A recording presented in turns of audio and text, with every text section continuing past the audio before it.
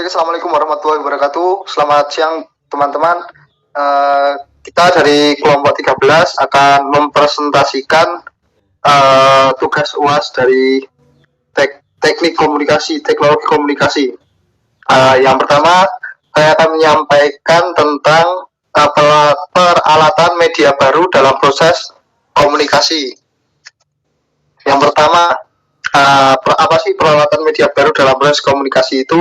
Ada GPRS, CDS, dan Voice over Internet Protocol. Yang pertama, saya akan menjelaskan tentang pengertian dan sejarah GPRS.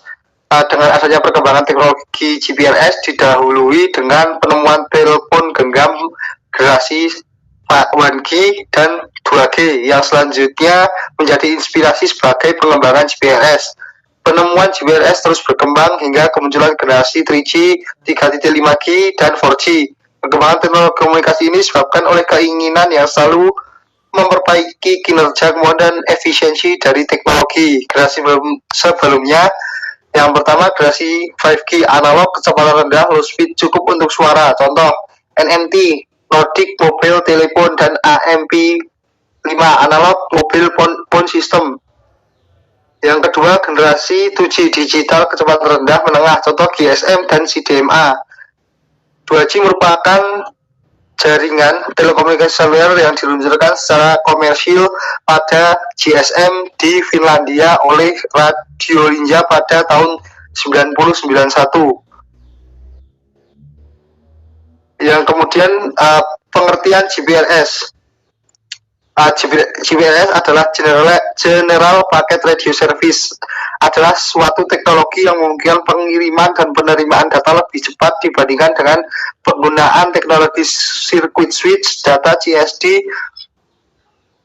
Penggabungan layanan telepon seluler dengan GPRS, General Packet Radio Service, menghasilkan generasi baru yang disebut 2.5G. Sistem GPRS dapat digunakan untuk transfer data dalam bentuk paket data yang berkaitan dengan email, data gambar, wireless application protocol, dan World Wide Web atau WW. GPRS singkatan dari bahasa Inggris General Packet Radio Service adalah suatu teknologi yang memungkinkan pengiriman data berjalan lebih cepat dengan penggunaan teknologi sirkuit data atau CSD. Penggabungan layanan telepon seluler dengan GPRS General Packet Radio menghasilkan generasi baru yang disebut 2.5. Sistem jaringan memungkinkan untuk transfer data yang lebih cepat. Yang kemudian apa sih komponen dalam GPRS? Komponen utama jaringan GPRS ada 3, yaitu GGSN atau Gateway GPRS Support Nodes, gerbang penghubung jaringan GPRS ke jaringan internet. Fungsi dari komponen ini adalah sebagai interface ke public data network, information routing, network screening, user screening, address mapping. Yang kedua, SGSN, Serving GPRS Support Nodes, gerbang penghubung jaringan BSS atau BTS ke jaringan GPRS. Komponen ini untuk menghantarkan paket data ke MS, update pelanggan ke HLR, dan registrasi pelanggan baru. PCU, komponen di level BSS yang menghubungkan terminal ke jaringan GPRS. Yang kemudian, fungsi dari GPRS. Fungsinya adalah paket radio memungkinkan ponsel dengan sinyal 2G dan 3G dan WCDMA bisa mengirimkan paket data ke jaringan data eksternal seperti internet.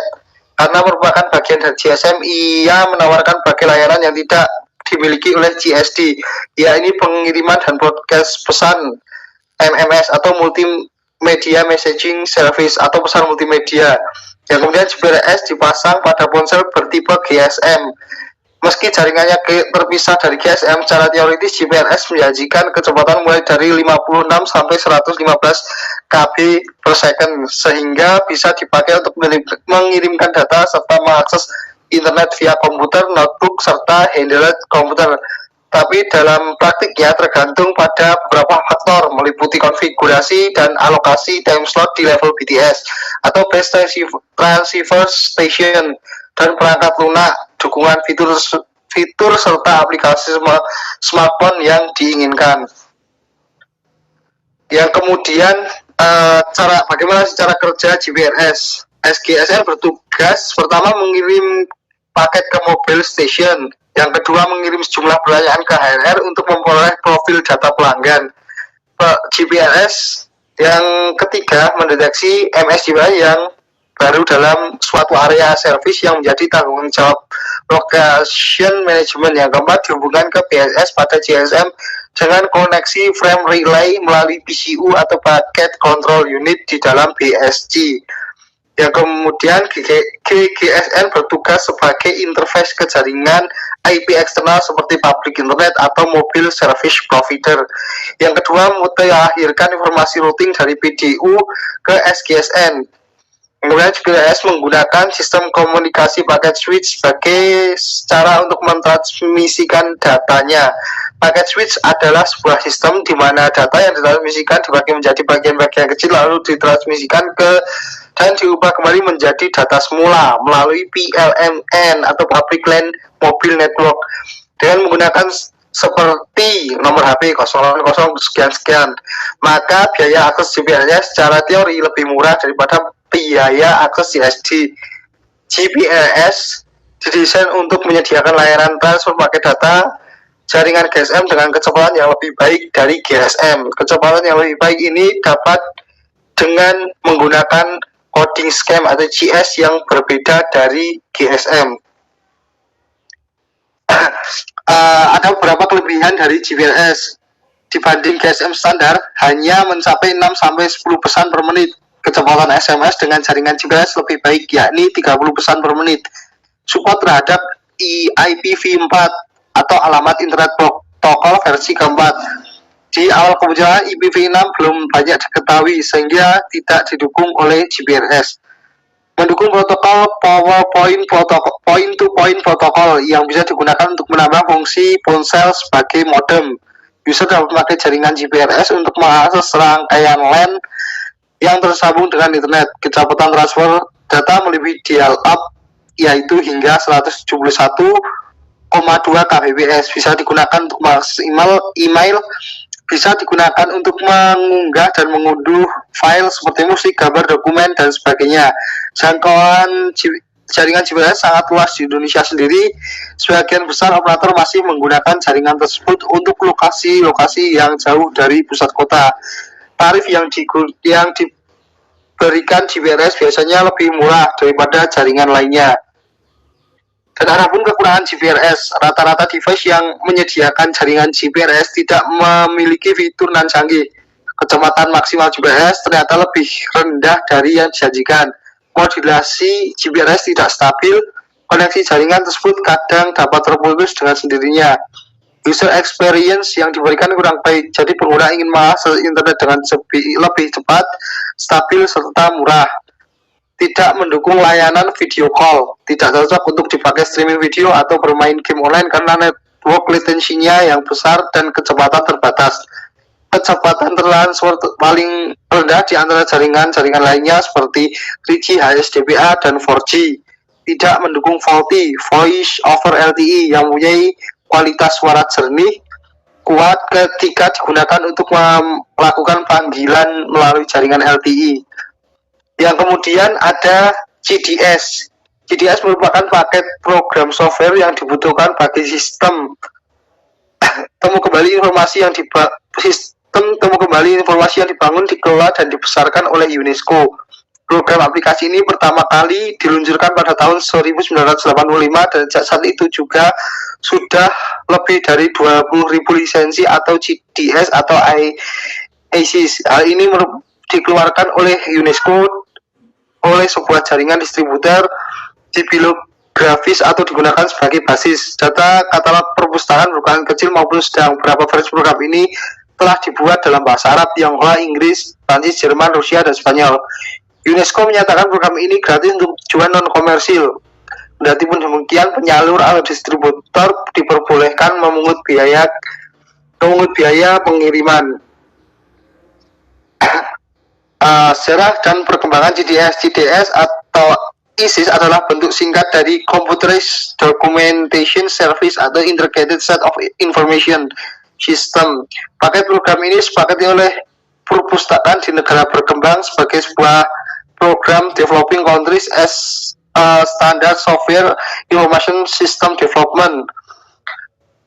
Awal mula GDS atau ini berjalan pada mesin mainframe IBM dan sudah didesain sebelumnya sejak pertengahan tahun 70-an oleh Mr. Giampolo del Biggio pada sistem dokumentasi UNESCO GDS.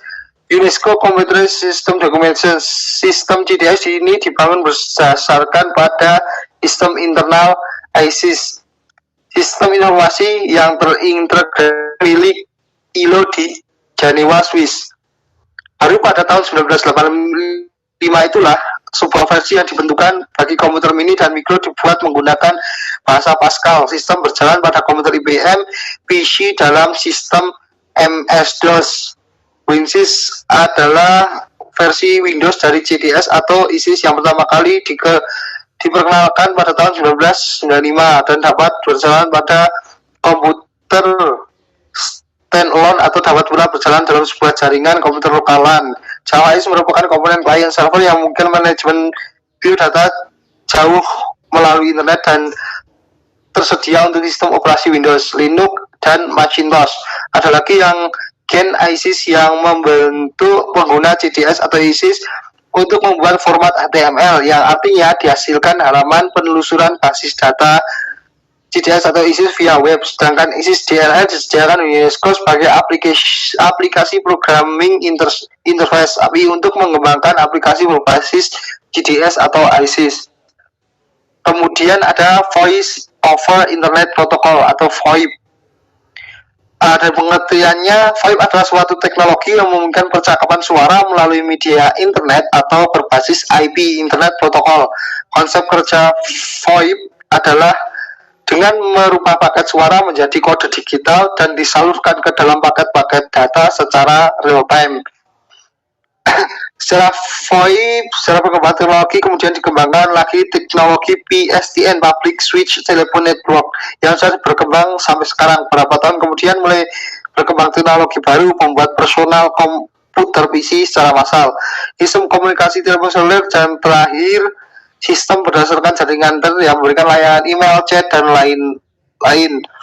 Teknologi web diperkenalkan setelah internet mulai berkembang sekitar tahun 1995. Pada mulanya kemampuan mengirimkan suara melalui internet hanya merupakan eksperimen dari beberapa orang atau perusahaan kecil. Ini dimulai dengan perusahaan seperti Vocaltech dan kemudian pada akhirnya diikuti oleh Microsoft dengan program Neat Meeting-nya. Pada saat itu jaringan komputer internet masih sangat lambat. Di rumah-rumah khususnya di Amerika masih digunakan dial-up kecepatan 36,6 kilobit. Backbone internet pun masih kecil, aplikasi yang bersifat menghabiskan bandwidth seperti misalnya suara atau video masih sangat terbatas penggunaannya di pusat penelitian yang memiliki bandwidth besar. Untuk sejarah VoIP di Indonesia, komunitas pengguna pengembangan VoIP di masyarakat berkembang tahun 2000. Komunitas awal pengguna pengembangan VoIP adalah VoIP Merdeka yang disusun oleh pakar internet Indonesia Ono Wibowo. Teknologi yang digunakan adalah H323 yang merupakan teknologi awal VoIP, sementara VoIP Merdeka di hosting di Indonesia Internet Exchange dan didukung beberapa ISP dan asosiasi penyelenggara jaringan internet. Pada tahun 2005, Anton Raharja dan tim ICT Center Jakarta mulai mengembangkan VoIP jenis baru berbasis Session Initiation Protocol atau SIP. Teknologi SIP merupakan teknologi pengganti H232 yang sulit menembus proxy server di tahun 2006. Infrastruktur VoIP SIP dikenal sebagai VoIP rakyat. Prinsip kerja VoIP mengubah suara analog yang didapatkan dari speaker pada komputer menjadi paket data digital, kemudian dari PC diteruskan melalui hub router ADSI, modem dikirimkan melalui jaringan internet dan akan diterima tempat tujuan melalui media yang disambungkan ke internet dan diterima oleh tujuan. Untuk pengiriman sebuah sinyal ke remote destination dapat dilakukan secara digital, yaitu sebelum dikirim data yang berupa analog diubah ke bentuk data digital dengan adesi analog to digital converter, kemudian ditransmisikan dari penerima penerima dibolehkan kembali menjadi data analog DAC.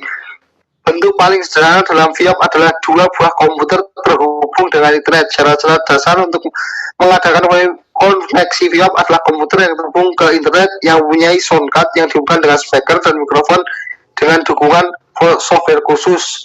Kedua bagiannya bisa saling terhubung dalam koneksi FIOP satu sama lain. Protokol penunjang FIOP ada TCP/IP Transfer Control Protocol, Internet Protocol, Transmission Control TCP, User Datagram Protocol atau UDP, kemudian Internet Protocol atau IP, SIP, Session Initial Protocol. Yang ketiga H23. Aplikasi yang digunakan FIOP ada Skype, NetMeeting, Xlite, dan lain-lain. Kelebihan dan kekurangan FIOP, kelebihan biaya lebih rendah untuk sambungan langsung jarak jauh, memanfaatkan infrastruktur jaringan data yang sudah ada untuk suara, penggunaan bandwidth yang lebih kecil daripada telepon biasa, memungkinkan digabung dengan jaringan telepon lokal yang sudah ada, yang sudah berbagai bentuk jaringan bisa digabungkan menjadi jaringan yang besar. Contoh di Indonesia adalah FIOP rakyat. Variasi penggunaan peralatan yang ada, misal PC tersambung ke telepon biasa. Yang terakhir, untuk kekurangannya, kualitas suara tidak sejernih Telkom. Ada jeda dalam berkomunikasi, kemudian regulasi dari pemerintah ini membatasi penggunaan untuk disambung ke jaringan milik Telkom. Jika belum terhubung 24 jam ke internet, perlu janji untuk saling berhubungan. Jika memakai internet komputer di belakang network address translation, maka dibutuhkan konfigurasi khusus untuk membuat FIOP tersebut dapat berjalan. Tidak pernah ada jaminan kualitas jika FIOP melewati internet. Peralatan yang relatif mahal, kemudian berpotensi menyebabkan jaringan terhambat atau stuck. Yang terakhir, penggabungan jaringan tidak dikoordinasi dengan baik. Mungkin itu yang dapat saya sampaikan, kurang lebihnya mohon maaf. Untuk yang selanjutnya akan dipresentasikan oleh Mas Danang. Selanjutnya saya akan menjelaskan materi selanjutnya, yaitu tentang dampak perkembangan teknologi komunikasi. Itu ada dampak positif teknologi. Yang pertama, bidang pendidikan. TIK telah mengubah proses pembelajaran konvensional. Setidaknya ada 5 pergeseran, yaitu pelatihan ke penampilan, dari ruang kelas ke mobilitas, dari kertas ke media online, dari fasilitas fisik ke fasilitas jaringan, dan waktu siklus dan waktu nyata. Yang kedua, bidang kesehatan. Dalam bidang kesehatan, penerapan TIK pada manajemen rekam medis menggunakan kartu pintar. Hanya dengan memasukkan data pada kartu itu, tenaga medis atau yakni berkepentingan bisa memperoleh riwayat penyakit pasien dan penanganannya. Yang ketiga, bidang transportasi. Penggunaan TIK pada bidang ini, contohnya teknologi pesawat terbang. Pada pesawat terbang terdapat fitur pilot otomatis yang dikendalikan dengan program komputer. Slide selanjutnya, bidang jasa pengiriman. Jasa pengiriman saat ini makin maju. Jika dahulu pengiriman paket tidak tahu kapan akan sampai, sekarang paket yang dikirim dapat diacak posisinya secara real time. Yang selanjutnya, bidang bisnis.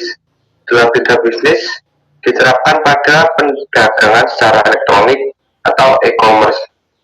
Fitur ini memerlukan jaringan komunikasi internet. E-commerce memudahkan dua atau banyak pihak untuk melakukan transaksi tanpa harus bertemu langsung secara fisik. Dan terakhir, bidang perbankan.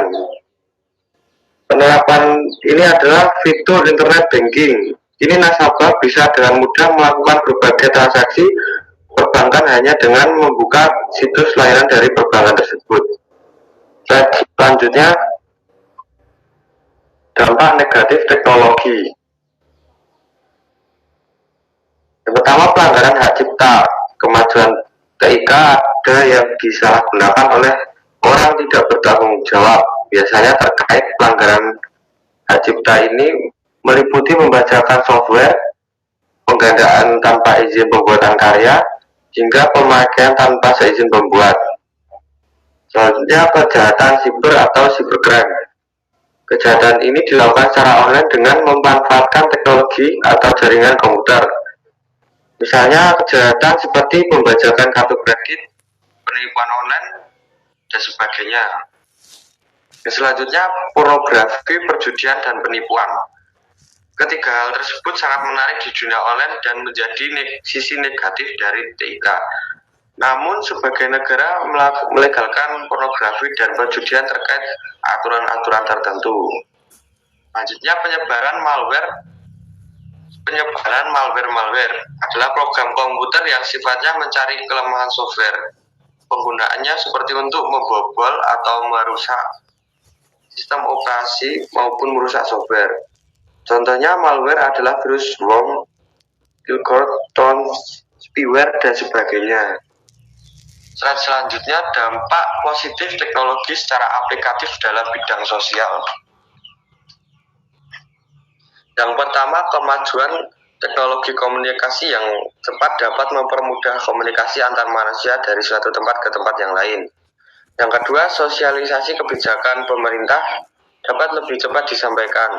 Selanjutnya, informasi yang ada di masyarakat dapat langsung dipublikasikan dan diterima oleh masyarakat. Selanjutnya, mempermudah seseorang di suatu negara untuk mengetahui berbagai macam budaya. Selanjutnya, mempermudah adanya pertukaran pelajar antar negara. Selanjutnya, dampak negatif teknologi secara aplikatif dalam bidang sosial, yaitu perubahan dalam komunikasi. Perubahan yang paling terlihat dari perkembangan internet adalah orang-orang cenderung memilih berkomunikasi melalui ponsel ketimbang datang langsung untuk bertemu secara tatap muka. Selanjutnya, penjajahan budaya. Dalam mempelajari budaya asing, akibat yang ditimbulkan adalah orang-orang akan lebih mencintai budaya asing ketimbang budaya sendiri. Selanjutnya, menurunnya moral. Selain budaya positif dan negatif juga dapat diakses dengan mudah di internet. Contohnya seperti pornografi, kekerasan, dan juga budaya buruk lainnya. Selanjutnya, terciptanya antisosial. Kemajuan teknologi juga dapat membantu seorang akan lebih waktunya dengan komputer dan di rumah ketimbang bersosialisasi dengan orang lain. Selanjutnya, munculnya budaya instan. Kemajuan internet memang benar-benar memanjakan siapapun. Sekarang kita bisa membeli sesuatu tanpa harus keluar dari rumah. Memanfaatkan online Shopee antara lain jika ingin membeli barang dimudahkan dan barangnya pun akan diantarkan. Begitu juga dengan makanan yang kita pesan. Cukup beberapa klik, makanan sudah diantarkan oleh aplikasi ojek online. Budaya-budaya instan ini dapat memunculkan sikap malas pada seorang dan itu tentu tidak baik untuk tubuh. Selanjutnya, komunikasi keluarga menjadi berkurang. Efek dari internet ini pun juga berpengaruh terhadap komunikasi di dalam keluarga. Misalnya, anak pulang dari sekolah, lalu ayah atau ibu juga pulang dari kerja. Kira-kira apa yang mereka lakukan setelah pulang ke rumah? Mereka lebih banyak memainkan gadget dibanding mengobrol satu sama lain. Yang selanjutnya, budaya tolong-menolong menjadi hilang. Seperti pernah kamu melihat ketika ada kecelakaan, apa yang akan dilakukan oleh orang sekitar? Pastinya akan mengabadikan suatu foto-foto atau menonton saja. Hal tersebut tentu saja mulai mengikis salah satu budaya leluhur Indonesia, yaitu gotong royong. Selanjutnya, gaya pakaian yang mulai berubah. Yang dulu gaya pakaiannya yang dikenal lebih sopan dan terjaga sikapnya. Sekarang semenjak era internet mulai masuk, terdapat perubahan yang sangat signifikan. Selanjutnya, kesenian tradisional mulai ditinggalkan. Sama dengan poin sebelumnya, kesenian tradisional pun juga terancam akan punah. Sebab generasi penerus beranggap bahwa budaya tradisional adalah budaya yang kuno atau tidak menarik sama sekali. Dan selanjutnya individualis. Dengan dimudahkan teknologi informasi, seorang pun akan merasa bahagia hanya dengan berbekal smartphone atau komputer. Selanjutnya dampak negatif perkembangan televisi. Pertama, meniru ucapan dan perkataan yang kurang baik. Seperti yang kita tahu bahwa saat ini banyak sekali film-film atau sinetron yang digemari oleh para remaja saat ini, dan mereka pun mulai mengikuti ucapan perkataan yang kurang baik untuk mereka tiru dijadikan sebagai bahasa sehari-hari. Yang kedua, meniru perbuatan atau adegan yang kurang baik. Banyak sekali yang seperti kita lihat, banyak anak-anak bahkan remaja yang sering meniru adegan atau perbuatan yang kurang baik di program televisi. Selanjutnya, meniru tata berpakaian budaya barat-baratan. Semakin lama, semakin banyak pula program-program televisi dari luar negeri yang tayang di stasiun-stasiun televisi Indonesia. Selanjutnya, tidak mendidik. Kenapa tidak mendidik? Karena seperti yang kita tahu bahwa adegan-adegan seperti berbohong, korupsi, dan melakukan kejahatan yang kurang baik itu dilihat anak-anak karena mereka bisa meniru apa yang mereka lihat. Selanjutnya, dampak positif perkembangan televisi. Yang pertama, menambah informasi. Program televisi pun digunakan sebagai sarana menambah informasi tentang apapun yang terjadi di luar sana. Tanpa kita lihat langsung, kita bisa tahu apa saja yang sedang terjadi di dunia entertainment, politik, atau dunia luar. Selanjutnya, dapat merasakan tanpa langsung merasakan. Maksud dari dapat merasakan tanpa harus langsung merasakan adalah saat ada program seperti traveling atau jalan-jalan yang menarik tempat wisata atau daerah perdesaan dan tanpa harus kita datang langsung ke tempat itu. Selanjutnya, sebagai sarana hiburan. Tidak hanya mendapatkan informasi, program televisi pun bisa sarana hiburan yang menghibur setiap para penonton karena aksi-aksi para pemain yang cukup menghibur penonton. Selanjutnya, menambah wawasan. Program televisi sangat berpengaruh untuk kreativitas masyarakat karena program televisi pun akan memberikan kita wawasan untuk berkembang dan berkreativitas dalam hal apapun. Contohnya seperti usaha yang dapat menguntungkan, passion. Dan selanjutnya, mungkin itu saja yang bisa saya sampaikan, kurang lebihnya mohon maaf. Untuk poin selanjutnya akan dijelaskan oleh Ahmad Fatur Razi.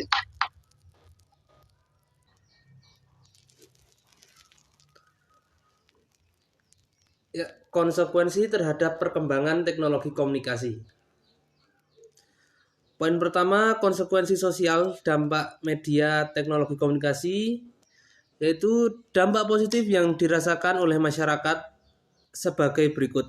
Yang pertama, dapat menciptakan pengalaman belajar yang bermakna, memfasilitasi interaksi antar individu, memperkaya pengalaman belajar nilai-nilai seni, nilai-nilai sosial budaya, mampu mengubah suasana belajar nilai-nilai sosial budaya menjadi aktif, meningkatkan efisiensi dan produktivitas, dan mempermudah pengiriman dan menerima informasi.